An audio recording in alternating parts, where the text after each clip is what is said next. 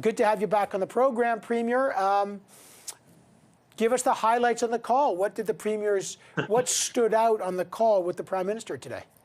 I mean, I think the thing that stood out the most is we're all facing this together each in our jurisdictions. I mean, it's consistent across the board.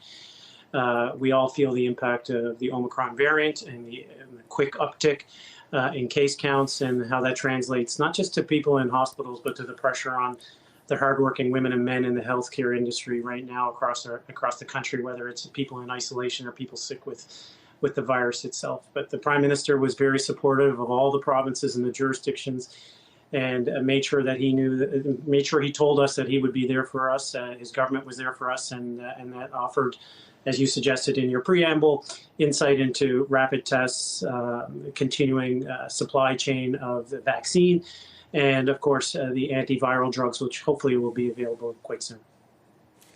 Did any province raise a new request? As I know, Nova Scotia has asked for help from the Red Cross, and Quebec has. Any other provinces asked for any help from the military or the Red Cross or the federal government in terms of boosting or multiplying their efforts to give booster shots?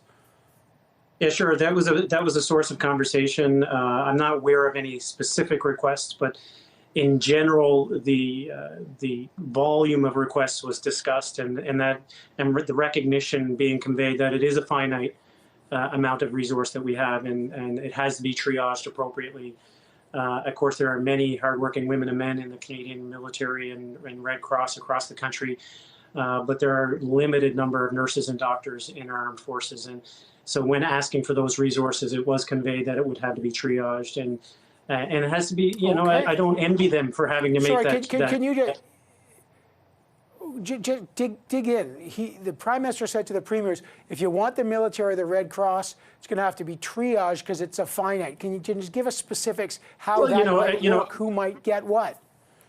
Well, that's what I was just about to say, Evan. I don't envy the decision makers in having to make that triage. And I am paraphrasing the Prime Minister, of course, but there was an overall recognition that the requests for assistance are not infinite. The number of people we have to be deployed, it's not infinite, and we need to recognize that.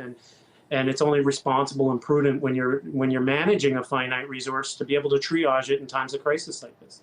But I don't envy the Prime Minister or the people making those decisions in managing and triaging those requests.